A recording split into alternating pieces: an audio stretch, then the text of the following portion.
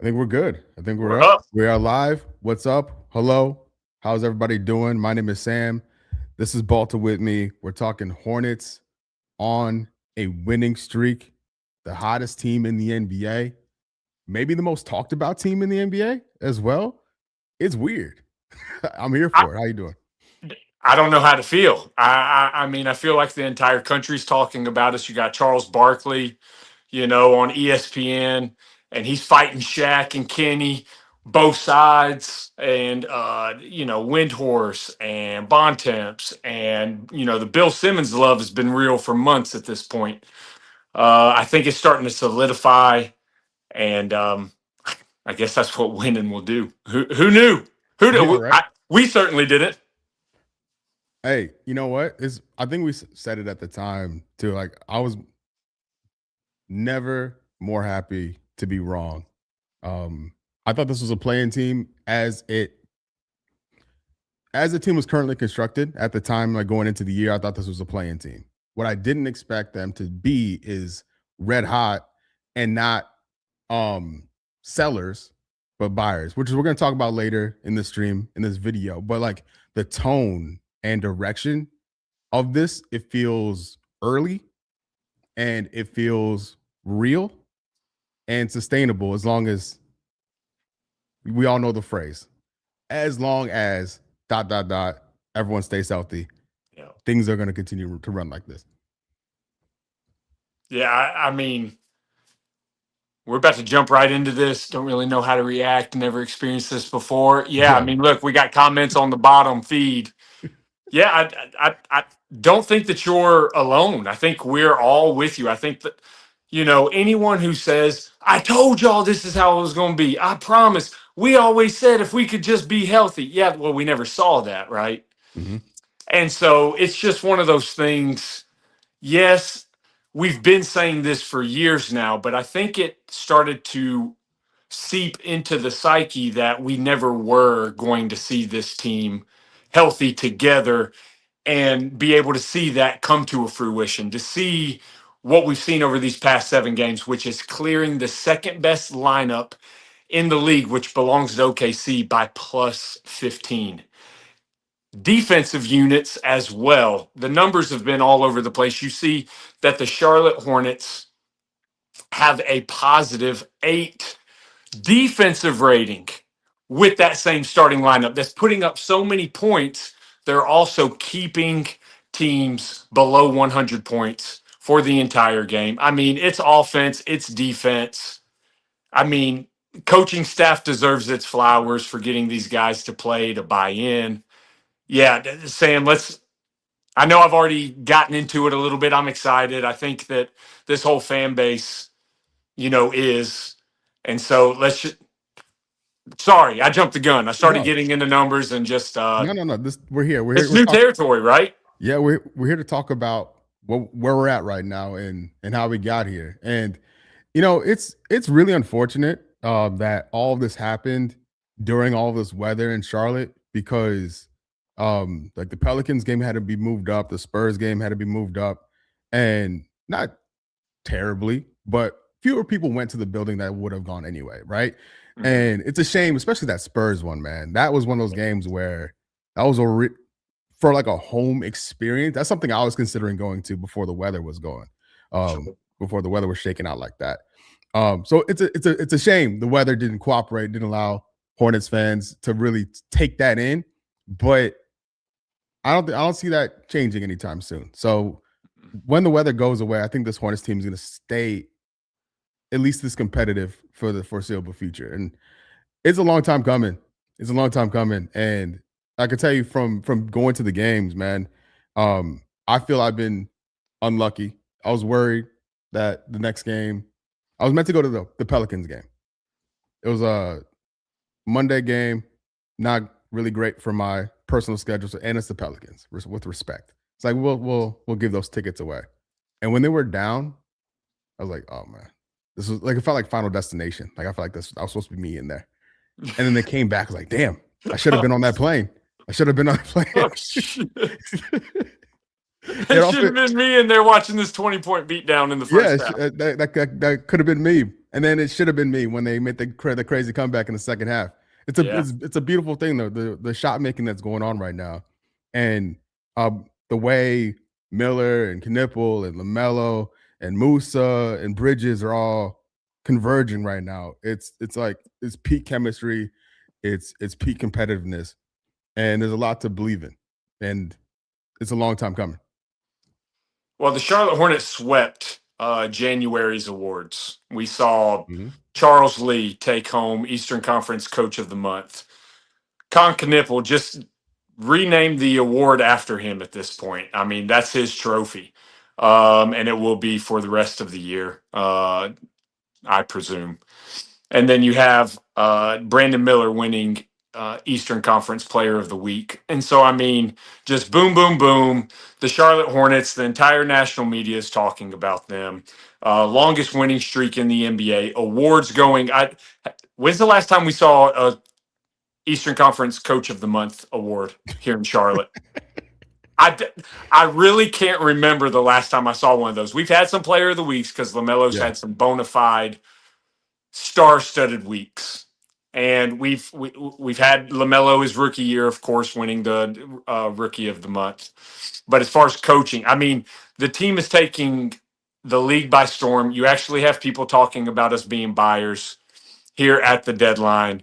And then not only that, but the team is winning in different ways because we've had these uber just bust out offensive nights, right?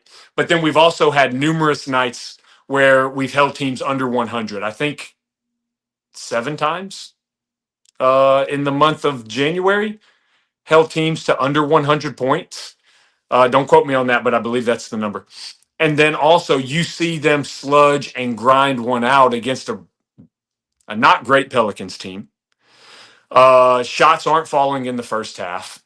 Don't even score 50. The Pelicans are actually playing pretty well. But then to grind that game to a halt, to go from allowing 64 points in the first half to 31 in the second half. I mean, just unbelievable. Just finding different ways to win, whether that be offensive explosion, whether that be just good, solid defense throughout the game, where it's not that you're giving up, that you're never giving up quality shots to the opposing team, but you're giving up the shots you want to give up to the opposing team. It's not like Charlotte, some unflawed defensive team all of a sudden. There are still flaws, but I think this coaching staff and I think that the players and the units have really bought into, hey, we do have some deficiencies defensively. Like Musa, you're not the biggest guy. LaMelo, you're not the best on-ball defender. Yeah, we get caught ball watching and get backdoored sometimes. But what we're going to do is we're going to set up and force the opposing team to take the shots that we want. We're going to give up the shots that we feel most comfortable that they are going to miss. And then we got this guy right here up underneath about to clean up everything. It's just been beautiful. Yeah, man. I don't. It is such a. It's been such a journey to get to this point, and you've seen certain guys, or you've seen. It's weird to saying you've seen people go away, but they've going back to the crediting the coaching staff. They made the switch. They flipped Musa and Kalkbrenner. Mm-hmm. Trey Man's been AWOL. We've seen it a lot. I'm not a fan of the Sion James end of quarter stuff. I don't ever want to see him handle the ball like that, really ever. But they're putting a lot of trust in him still. Liam McNeely is taking up a permanent residence in Greensboro. Mm-hmm. Salon, kind of AWOL, right? Yep. Grant Williams is back, finding his zone. He still doesn't look all the way there yet to me, but Sure. They've really found, it's like they found their playoff lineup. Like they've gone through the different looks and January, pairings, and they found something that works, and they're sticking to it. And they're not. I feel like we're not in the experimental phase anymore. Like this works. Let's run with it. And I want to give credit because they could very easily still be tinkering and overthinking things, and I don't think they are right now.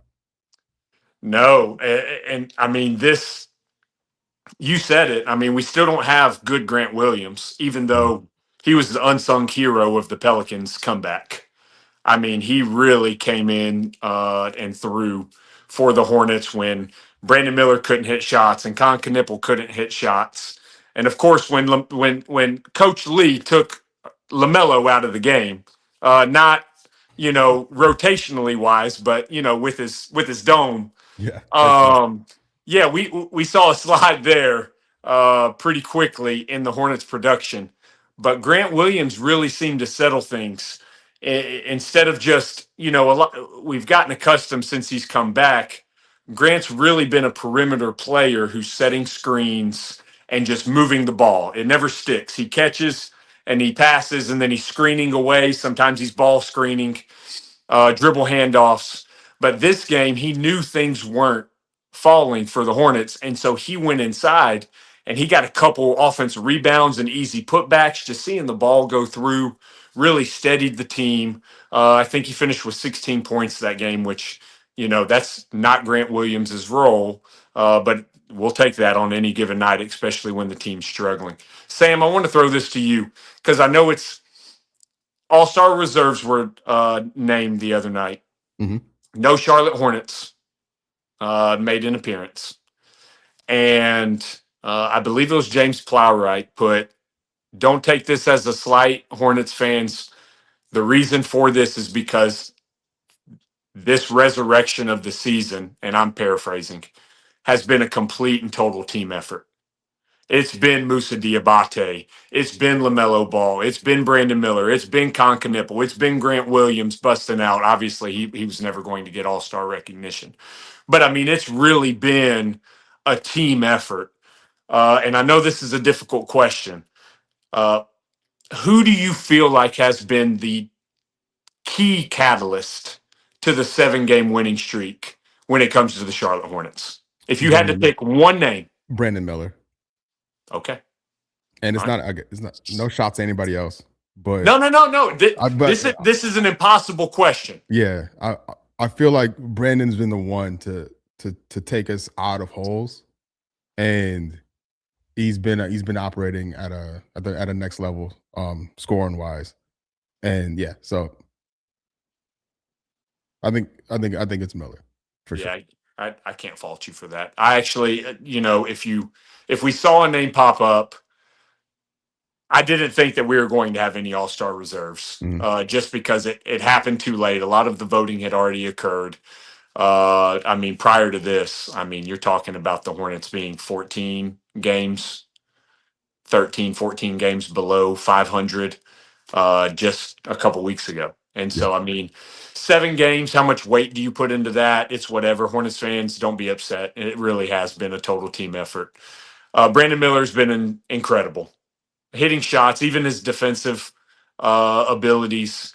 It looks like he's really bought in, possibly the most, to the defensive side uh, of the game just by using his length and using those attributes that lend. When you look at him, you're like, this guy should be a good defensive player. Kind of like Miles Bridges. We've mhm, been we've been asking Miles to be better defensively for years now because it's like you're super athletic, you can jump, you're quick, you're strong, you have low center gravity. So I mean, it's like you should be a good defensive player, but you're not. Like, what are we doing? Um, but yeah, Brandon Miller. I would probably agree. I really want to say Musa, yeah, just because I absolutely love Musa and what he's brought to this team. He's starting center caliber. And he's proving it. It's not, going into the season, we were talking about the center rotation and how mhm, that was going to be the downfall. And like, that's why this isn't a playoff team. I remember you and I having those yeah, conversations. At one point, we thought Mason Plumlee might be the starter for this team, yep, just yep, relying on his experience and his veteran presence. But Musa Diabate has taken that position by storm. He's taken that role. And so I would say, I mean, it truly is wild. There is a case for LaMelo. Uh, there's a case for Colin. There's a case for Mhm. Brandon Miller. There's a case for Musa. I think those are your top four. Miles Bridges has not been playing poorly. I mean, there's been some times late in the game I've been like, "What the hell, Miles? Like, why did you just try to do that right there?" But there have been a few times that LaMelo's taken some shots, and I've been like, I know you're feeling it, but we really didn't need that shot right there. It's Yes. gotten better. I'm not here to hate on LaMelo by any stretch, but so many of the players have made just the right changes, the right clicks, the coaching staff putting them in the right spots to where they could all say that, hey, this player's been, and that's great for the team because there's no one guy that you have to lean on to where if this guy goes out or this guy has to be out or LaMelo's on his, minutes, he's limited on his rotation minutes, which I feel like that's just kind of fixed itself because the Hornets have been up so much in so Mhm. many of these games. It's a really good problem to have. Really good problem to have. And I'll say this too. I want to pull this up. I want to talk more about this when we get into the trade point of view because this highlights a crazy deficiency in this roster at the moment when LaMelo's not on the floor and the insane lack of playmaking when he's not out there. LaMelo's importance to the team is unparalleled. Absolutely no one on this roster can do what he can do. All right, No, I just want to make that perfectly clear. very true. From where I'm coming from. And then Severe, we're gonna talk about Giannis and all that as well later on. Um, I want to say too, a guy that no one ever talks about, and for good reason, because he's not designed to be talked about, is Josh Green. All right. Mhm. He's not, he's like an offensive guard in football or something like that, where you never hear his name, but he puts in work, he does what he needs to do. Um, he's able to succeed right now because the team has an identity and he Yeah. can fit into this identity. And so, yes, that starting five group is healthy and they play well, they work well together. Check, check, check. Right. It also unlocks new levels out of your role players, and having a Josh Green that can just fill in the gaps. Right. I think he's a different man now at that role than what we saw last year when he was starting and we're like, oh my god, man, this guy's afraid to shoot, all the stuff. Like it Mhm. it boosts the depth in certain spots, not everywhere, but it makes him a much better player and this squad a much better team overall. And that is very, very, very nice to see. Yeah, I've loved everything out of the bench unit to a It's not perfect. to a large degree. Josh Green has done everything and even more than I think what Hornets fans had uh, determined for him before the year started. He's hitting shots. He's playing good defense. Of course, you got Grant Williams just coming back, finally starting to semi look comfortable out there. Sion, yeah, I mean, his motor's good, his strength is good, his on ball defense. He's kind of turned into a pumpkin, if I'll be honest with you. Like, Yeah, I mean, it's just yeah, it's kind of it tough. it is what it is. But you can tell that the coaching staff really likes his Mhm. demeanor. They really like the way that he's probably responding to their coaching, and that's why he still has that carved out role. Um, and then Colin Sexton, hot and cold. I like Colin because I think that he does a lot of good things for this team. Yeah, blinders get put on sometimes. Black hole, use all of the metaphors that you want, I guess.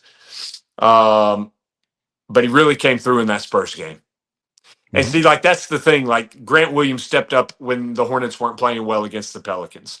Colin Sexton really stepped up against the Spurs when the Hornets needed additional players to score. And so Colin Sexton did what he does best, and that's score.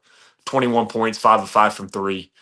And so along the way, you have Musa having his 18-19 game. Apparently, one of his rebounds was taken away from him. What the hell? Uh, Yeah. th- and so, I mean, just along this winning streak, there have been just really good performances from your role guys. Even Kalkbrenner really showed up in the second half against the Pelicans. He had a abysmal first half. I mean, problems catching the ball, being weak, getting the rebound, and then just getting the ball ripped away from him. But then really responded well and had a good second half. And so these these reserve guys are even playing, their role and doing really well with, uh, you know, what they're being asked to do on this team. Yeah, Trey Man has during this 7-game win streak, we've seen Trey Man twice. I have a theory. Which is theory? Yeah, I'll go ahead and say it now. Is this trade? Is this because we could pivot to the trade stuff now if you want? Okay, yeah. All I right, was wanting to hold on to it, so I was just gonna flash and then come back. But yeah, we good. let's get into the Hornets are in a position now where they could very much get involved as a buyer in the trade market where they weren't necessarily thought to be in that position even a week ago. So how you feeling about Trey Man as a potential outgoing player, if that's where you're going with it? So I think there's actually going to be another outgoing player that affects Trey Man. And going back to the beginning of the season, Trey Man and Colin Sexton were pretty much receiving the same amount of minutes. Now, we had some injuries, we were dealing with some stuff. And so, obviously, as the team has become healthy, there aren't as many rotation spots, there aren't as many rotation minutes to share equally amongst Colin Sexton and Trey Man. And I have a theory that the Charlotte Hornets have possibly, because those two players are similar, even though I do think Colin Sexton is better and he has played better this season. I don't think that that's really an argument. But because those two guys are similar, and with Colin Sexton on his expiring deal, it feels, and it wouldn't shock me if the Charlotte Hornets have chosen to showcase Colin Sexton over this past month with plans of moving him and possibly upping his trade value for one of your top teams, showcasing him to move off of him, gain more assets in return, and then, hey, Trey, man, you're right here to step into that role once he's gone. And so that is one theory I have with Trey Man that could possibly open up some rotation minutes for him and possibly what the Charlotte Hornets front office and coaching staff got together and possibly discussed. Yeah. I never so with Sexton, I think we talked about this. I try to warn people not to buy Colin Sexton jerseys. You Because did. I when they made the deals, like, yeah, this is great. Buy Moose the jerseys. Yes, buy Moose. Buy Moose. Buy Moose. And moving Sexton always felt like an inevitability to me. With the win streak, I don't know. Like where they're Sure. at now, This throws a they wrinkle need into him it. today. Right. Yes. I And agree. so I think that could change things quite a bit. He's a certified, reliable NBA player. Just a matter of like how you use him. And he's a expiring contract. Like every contending team can use a guy like Colin Sexton. And funnily enough, the Hornets found themselves in this position where they're playing meaningful basketball right now. And they have Colin Sexton. So you have all the benefits of that. And from like a trade point of view, Sexton's value is Trey Man's value compared to Trey Man's value compared to Sexton's got to be like 7 cents on the dollar. Yeah, there's no maybe trade 6. value for Trey Man. If anything, it'd be a throw in. He'd be a On filler. top. Yeah. And so moving Trey, I don't know what you're gonna get for him. But if they as a Hornets fan and for folks watching, like if they trade Sexton, what does that say? I guess it depends on what they get back. Exactly. Let's with that caveat. But moving Sexton always felt like we're gonna just gather. It feels like a gather assets. We're not trying to win right now situation. Yeah, unless Sam. they get a better guard in return, it would feel a bit deflating to me if they move Sexton now, and like if they that would seem like they're going to they've hit their ceiling of like, hey, we did it, guys. We had a really good month, and now we're kind of changing direction a little bit. When that it would be a bit of a bummer, in my opinion.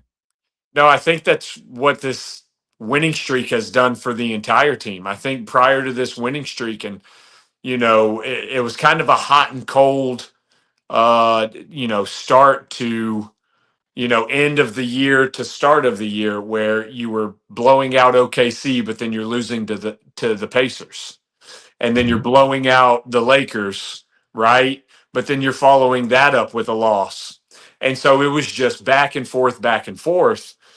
And so I think this winning streak has changed everything, because I believe before the team really caught on and got hot, Miles Bridges' name was going to circle. Absolutely. I think he was a goner for sure. I thought he was. And I Yeah. think Colin Sexton was as well. And that's why I was like, this team is fully showcasing Colin Sexton to up his value so that they can move him. But then now this team is playing. I mean, you're looking at all the same numbers I am. I mean, this team was this starting lineup was a plus 33.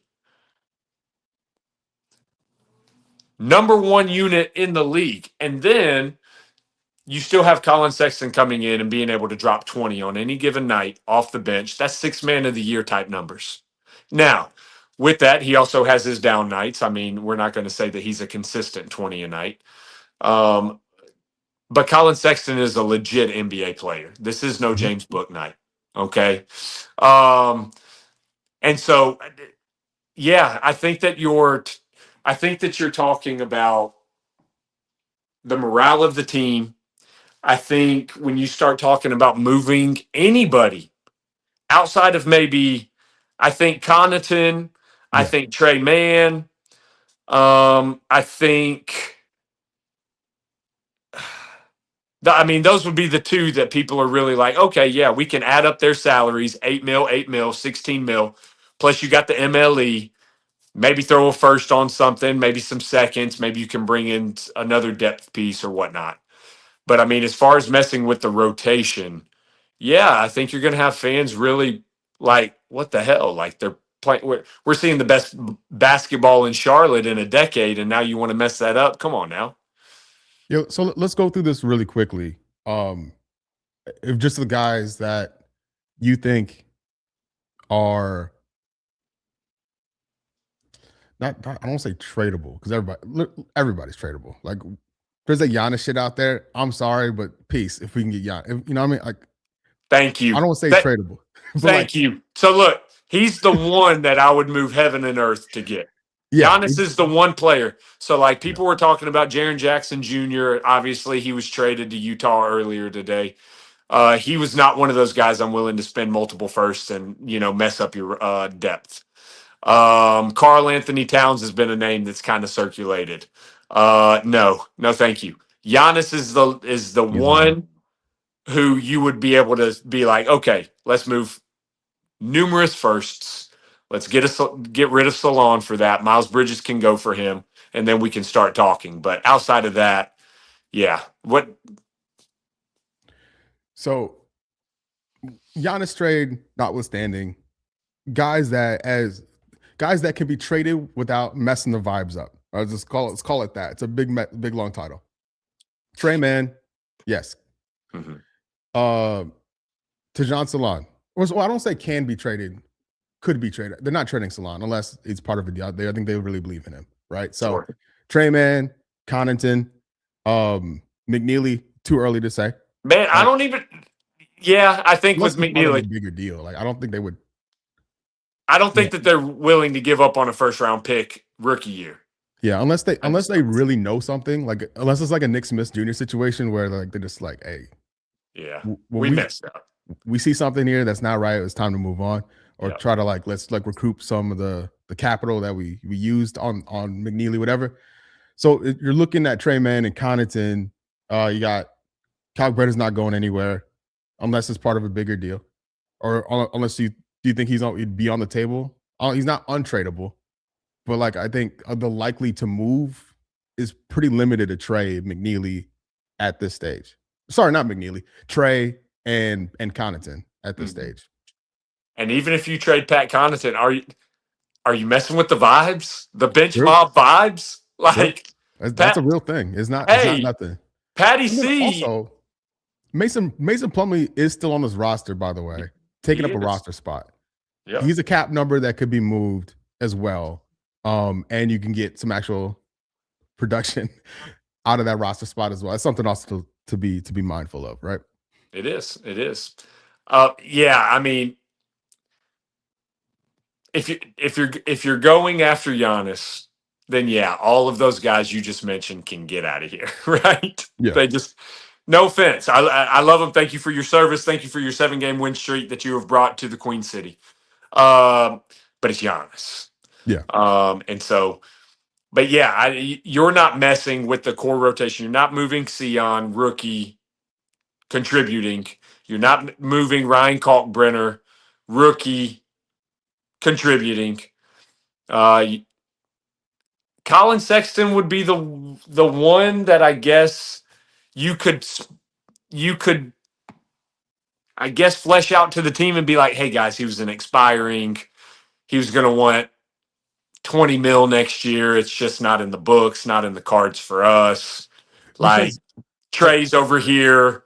Trey's almost just as good. He can be as good. Like we're going to give Trey those minutes. Like that would be the other one that I think that you could hit. See ya, Miles. Call it into the league right now. Shouts to Thanasis.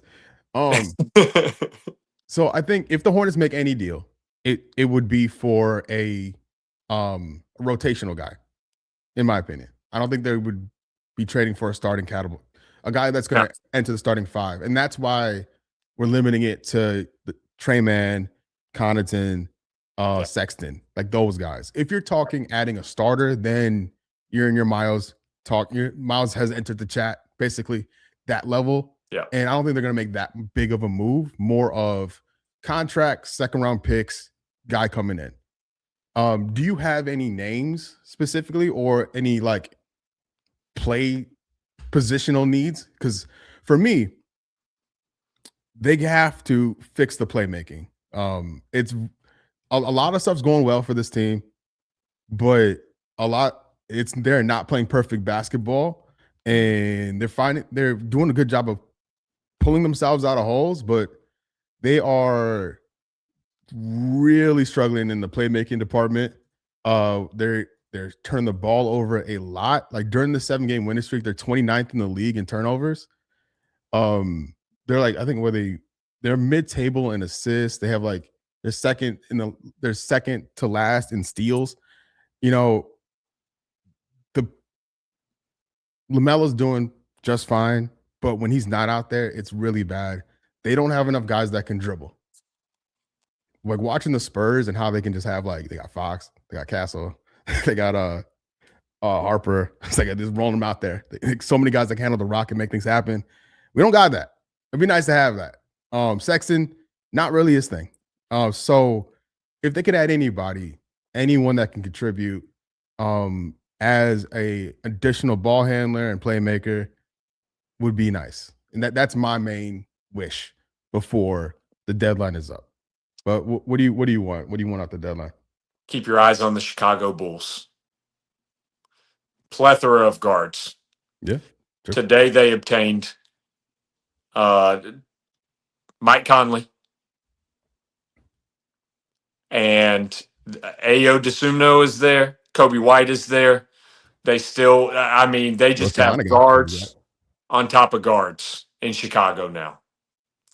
And so it would not be, Ayo's been a guy that's been on, I feel like he's been circulating Charlotte Hornets probable trade target for numerous years at this point. His name's always popped up.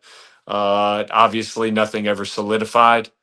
Yeah, I bet people would love Kobe White here. That would be that would be fun. I'd have to look at Kobe's his contract though. I'm not familiar with it because I haven't looked at it. I just know that the Chicago Bulls. Yeah, Sam, if you want to get on that, you can. I got you. I got you.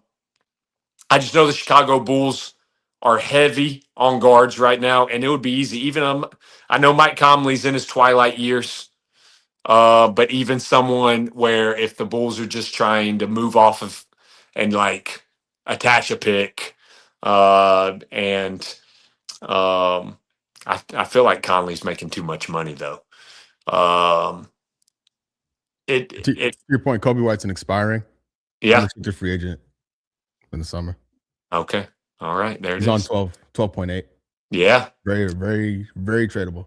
Yeah. Very tradable. And so, I mean, if you're talking about adding somebody on that second unit, playmaking, another option, that's a guy that Chicago doesn't seem like they're in love with. I'm gonna be honest, it seems like that's Giddy's show. Um, I would be making some phone calls if you're trying to land someone. Yeah, after the Vucevic trade. Oh yeah, Anthony Simons was the other one. Jaden Ivey. Like Yep, they got Jaden hella Ivey. guys. I mean, they just acquired like 3 guards today, and so you're talking about numerous guards being thrown into Chicago. I think that's a team to watch Oh, and for Trey Jones. Charlotte if they want to add. Trey Jones is another one. Look, all these names. Trey Jones has been pretty good, especially his assists to turnovers. He doesn't turn the ball over, and he creates for others. That's something that this team could definitely use on that second unit. I mean, Chicago will be moving some of those guards in the come. It's just happening. So if Charlotte wants to be in play, they can. Um, Sam, I'm gonna throw a name at you because reports have been, out there that this could possibly happen. That there have been Jake Fisher just put out that he has confirmed with some sources that Charlotte and Cleveland have been speaking about possible trade talks with Lonzo Ball. To where the Charlotte Hornets would take on Lonzo, absorb his money into the MLE, and that Cleveland would send second round picks to Charlotte. Charlotte would not give up any, or if they do, it would just be in an exchange. It would be you give us these, we give you those. And so you're at essentially a net, zero. And so, or a net positive. And so, Sam, what would you think about the Ball brothers uniting in Charlotte and Lonzo possibly playing a reserve role off the bench? I mean, he's better than Sion James, and that's what I really need. You know what I mean? Like, if you get an His improvement out shooting of has not been though, true, surprisingly. true, true, but to what I was saying before about being able to dribble the ball and pass the Yes. ball, that's what I want. That's And what those are my Lonzo main, can do that. that's what I want because there's enough guys that can put it up and they can figure that out. But like legit fundamental ass dribbling and passing off Yeah. the bench, reliable shit. Like I want that. And Lonzo, it's a team option next year. It's so non-committal. If it works, great. If not, they can easily pivot if they need to. And if they do pick it up, it's not a crazy number either. So No. I think I'm not against it at all. And I think it would be a better option for a team that is trying to climb up the Eastern Conference standings and improve over a eighth man spot, seventh man spot, or whatever, wherever Sion slots into this. And I think that's where you want to be. And then, you know what? Going back to what I was talking about Josh Green, Sion then drops down a level in the rotation where he's probably better suited at this stage. Yeah. No, I think it's if the Charlotte Hornets gain assets in a trade where they acquire Lonzo, and we're not paying for Lonzo. I don't think anyone in the league is paying for Lonzo. It's going to be a salary dump. It's going to be get this guy to a different location, new city. We're going to give you some of these seconds. And if Charlotte wants to be that team, the storylines, they write themselves, right? LaMelo, Lonzo, both in Charlotte. I mean, LeVar Ball's wettest dreams possible. Yeah. And you'd have an entire faction of fandom that would Yeah. just explode for the Ball brothers to be playing on the same team.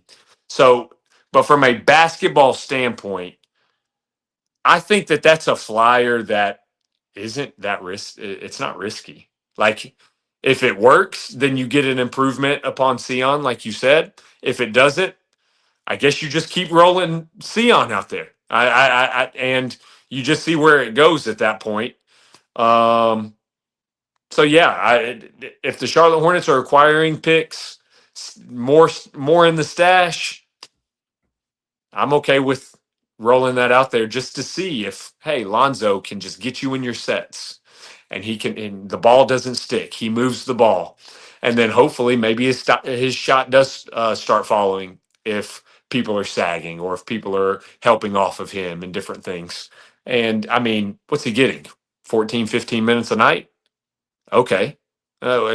We can experiment with that. We can see if it works. Hmm. And like right now, for instance, during this winning streak, Sion is on 17 minutes a game. Colin Sexton, exactly the same, 17.7 for both of them. Yeah, Josh Green, 15 minutes. And then there's a drop off with the other guys who've just been here popping up here and there. sure.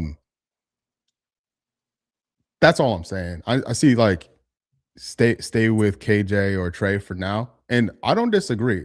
I like KJ Simpson when he pops up here and there, right? And then Trey is just not in play at all. And so for whatever reason. But what is happening is they are winning games, but they're turning the ball over a lot. And there's a real lack of flow when LaMelo's not out there. And if it's not Lonzo, it doesn't have to be Lonzo. I honestly don't really care about that stuff. I just need someone that can just keep the thing rolling when LaMelo's not out there and Sure. not make me want to pull my hair out at the end of quarters. Like, bro, like The end of the quarter stuff is disgusting. dribbling the ball out, dribbling the quarter off is so annoying. I don't understand it at all. And I want to root for him because he does a lot of like the grunt work that I want to root for. Yeah, he does. But when he steps outside of it's tough. It's really tough. And there's no reason for it. there's no reason. When you look at like what is Trey Mann doing that he's not playing and allowing this to happen at the end of shot clocks and the quarters? I need to know. I need to know what Trey's not doing that's allowing Sion to do all that other stuff. So that's my big wish. I don't think they need to bring in a center. I'm cool. I think it's important to rock with Musa the rest of the way. I think he's the starting center of this team. He's earned it. Yeah, and I mean, the way he's defending Wemby, the way that he's battling against OKC's front.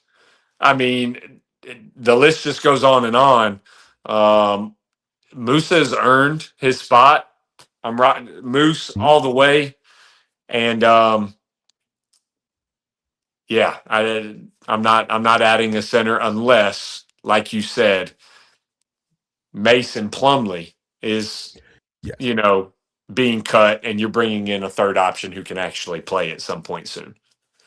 Yeah, because at that juncture, you're looking at Grant Williams minutes at the 5 if something happens to Kalkbrenner or Musa. Mm-hmm. Oh, CP3, come on home, dog. Ooh. Come on home. Ooh, come on home. Come on. Hey, I would love that. I would love it. Like unironically love it. I've been waiting for that to happen for years. So better late than never. Mm-hmm. Anyway, so I'm checking Twitter one last time here. Yeah, Hornets haven't gotten involved with anything yet.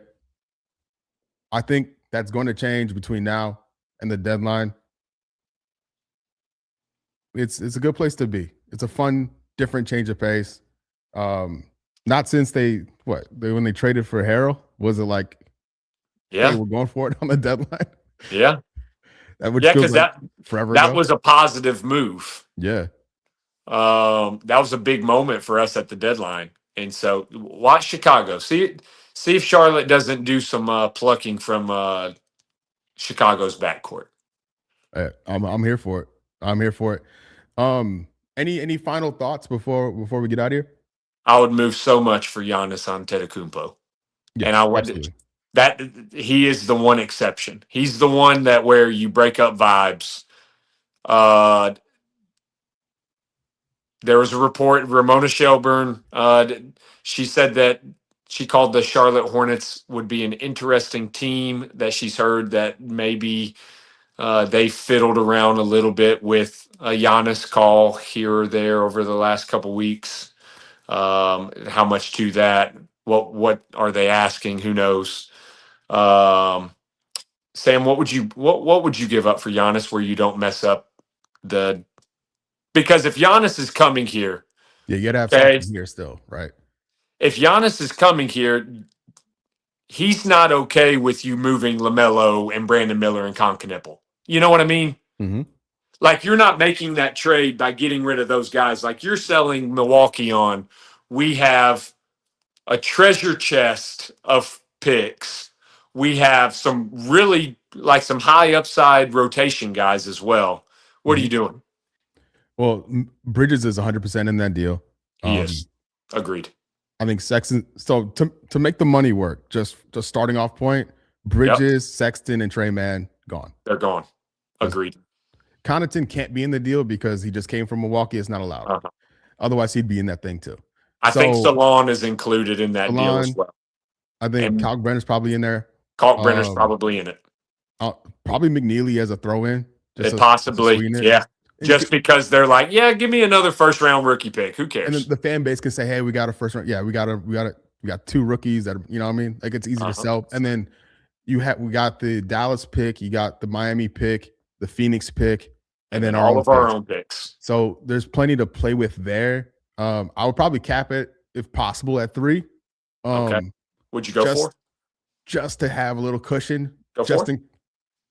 We could put protection on it, whatever. Okay. All right. I wouldn't let one pick. Hey, you said cap it at 3. I just wanted to push you a little bit. Hey, I'm the GM of the Bucks. I'm not gonna let a pick stop me from getting Giannis. So if it comes down to that 4th pick, have it type of thing. If you have any opportunity to get a top 3 player in the NBA, you got to do it, right? I don't care. So he's under contract now, next year, and has a player option for year 3. Yeah. You gotta chance it if you have the opportunity to do it. So, yeah, Bridges, Sexton, Man, Kalkbrenner, McNeely, Salon probably, and then the picks, 4 picks. Mm-hmm. Yeah, if you're Milwaukee, like I don't think you unless because Milwaukee's gonna make you take Kuzma back. Then that puts a whole different situation with the cap in there, right? I don't know what number Kuzma's on. Off the top of my head, I'm trying to find that out as I'm talking here. So Kuzma, he's on Jesus Christ, 22 this year and then 20 next year. I get why they're trying to dump that money. Of course. That would probably be the holdup in that deal, right? Yeah. So because I mean, honestly speaking, well, it shouldn't be. It shouldn't, because if you're getting Giannis, I agree. You make it work because you can. I agree, and figure that out later. And I agree, and I mean, if you just put them in a vacuum, like who's better, Kuzma or Salon right now? Yeah, like Kuzma's still probably the better basketball player, right? Is that fair? Could we say that?